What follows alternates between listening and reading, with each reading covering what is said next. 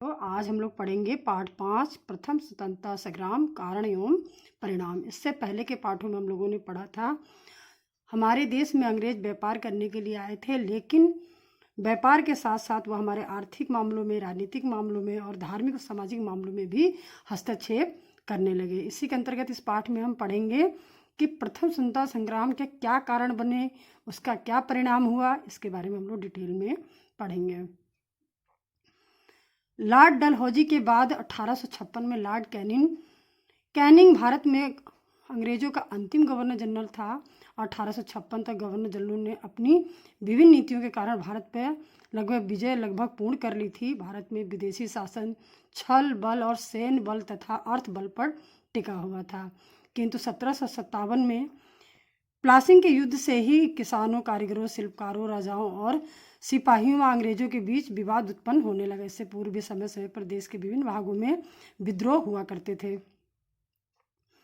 जैसे सन्यासियों एवं फकीरों द्वारा धार्मिक पुनरुत्थान के लिए बंगाल का विद्रोह, दूसरा सिपाहियों का विदेशी शासकों एवं विदेशी प्रशासन के विरुद्ध विद्रोह, तीसरा मध्य प्रदेश में भील, बंगाल, बिहार में संथालों, उड़ीसा में कोल, गौड़ तथा मेघालय की खासी आदि जनजातियों का अंग्रेजों ने शोषण के विरुद्ध आवाज़ उठाई।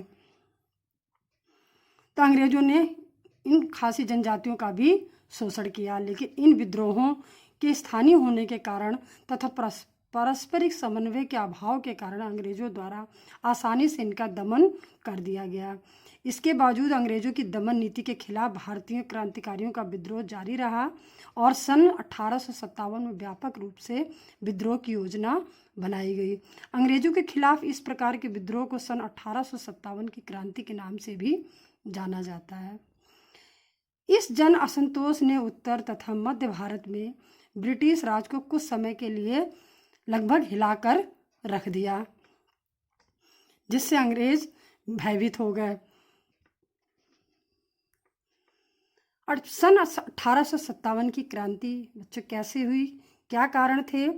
लगभग 150 वर्षों में अंग्रेज शासकों ने सभी भारतीय संस्थाओं में, जैसे राजनीतिक, धार्मिक, सामाजिक, न्यायिक, हर मामलों में दखल दिया। इससे भारत में प्रमुख प्रभुत्व वर्ग वाले को सीधे ठेस पहुंची और शासक एवं जनता के बीच संदेह का माहौल बन गया। सन 1857 की क्रांति के कई कारण थे। पहला कारण था आर्थिक कारण। ब्रिटिश उपनिवेशिक शक्ति ने भारतीय उपनिवेशिक अर्थव्यवस्था को अपनी अर्थव्यवस्था का पूरक बना रही थी, यानी अंग्रेज हमारे भारतीयों को अपने उद्योग का पूरक बना रही थी और उन्हीं हमारे देश के ही कच्चा माल को यूज करके अपने देश में मशीनों से माल बना करके हमारे देश में ऊंचे दामों पे बेचते थे और हमारे भारत के बने हुए सामान पे ऊंचे टैक्स लगाने के कारण हमारे देश के माल नहीं बिकता था, जिस कारण हमारे देश की वस्त्र व्यवस्था, उद्योग आदि लगभग समाप्ति की ओर बढ़ चले। तो इस तरह से आर्थिक कारण ब्रिटिश उपनिवेशिक शक्ति भारतीय उपनिवेशों की अर्थव्यवस्था को अपनी अर्थव्यवस्था का पूरक बना रही थी, अर्थात भारत उपनिवेश राज इंग्लैंड विदेशी साम्राज्य को आवश्यकता अनुसार अपना कच्चा माल कपास और नील देता था। इस कच्चे माल से मशीनों से ज़्यादा सस्ती वस्तुएं बनाकर हमारे देशवासियों को ऊंचे मूल्य में बेचते और ऊंची दरों पर करों के कारण भारतीय वस्त्र उद्योग निर्यात बहुत प्रभावित हुआ और भारतीय शिल्प की दशा बिगड़ती ही चली गई। अंग्रेजों ने इसके विकास के लिए बिल्कुल भी ध्यान नहीं दिया।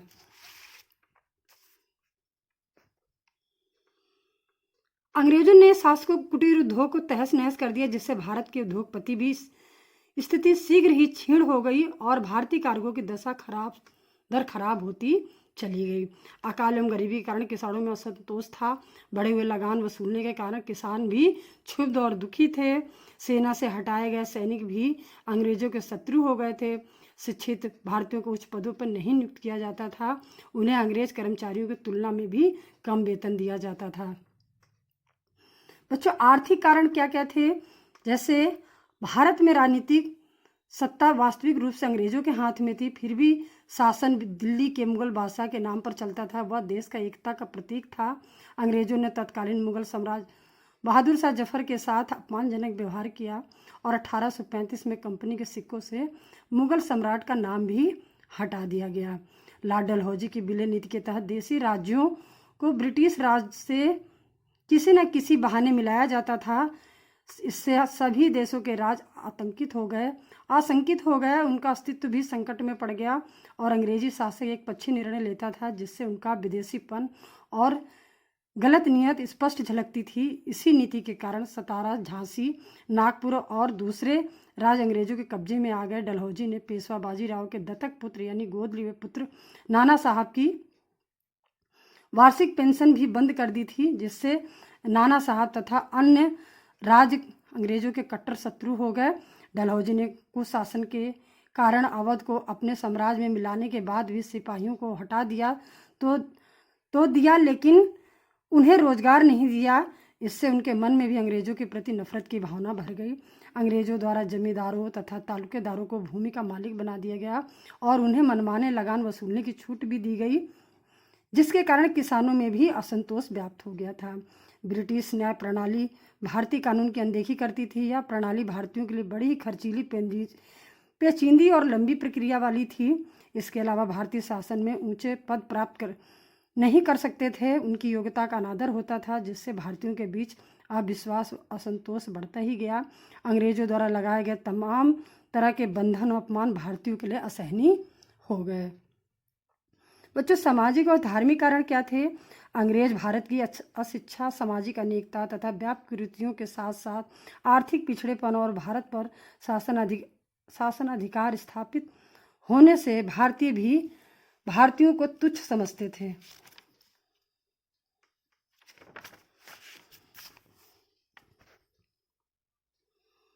समान लोगों को पाश्चात्य शिक्षा दिलाना, भारतीयों को ईसाई बनाने की अंग्रेजों की चाल समझे जाने लगी। अंग्रेजों द्वारा प्रारंभ की गई रेल और डाक व्यवस्था को भी भारतीयों ने अपने धर्म के खिलाफ तथा ईसाई धर्म के प्रचार प्रसार की चाल समझी। ईसाई मशीनरी हिंदू मुसलमानों का धर्म परिवर्तन करने लगी तथा हिंदू धर्म तथा इस्लाम की खुली निंदा यानी बुराई करने लगी। ब्राह्मण तथा मौलवी पाश्चात्य शिक्षा के प्रसार व प्रभाव के कारण अपनी पकड़ तथा प्रभाव को कम होने की आशंका से डरने लगे और सन 1850 में कंपनी ने एक कानून पास किया जो ईसाई हो जाएगा उसे अपने पैतृक संपत्ति का भागीदार बनाया जाएगा। इससे हिंदुओं द्वारा अपना अपमान समझा गया। सैन्य कारण बच्चों, सेना में भारतीयों के साथ भेदभाव किया जाता था। उन्हें ऊंचे पदों पर नहीं रखा जाता था। उनका वेतन व सुविधाएं अंग्रेजों सैनिकों की अपेक्षा कम थी। अंग्रेजों ने नई राइफलों का प्रयोग किया जिसमें लगाए जाने वाले कारतूसों में गाय तथा सुअर की चर्बी लगी होने की आशंका फैली, जिससे हिंदू और मुसलमान दोनों की धार्मिक भावनाओं पर ठेस पहुंची और इस बात ने भी अंग्रेजों के खिलाफ विद्रोह की चिंगारी का काम किया।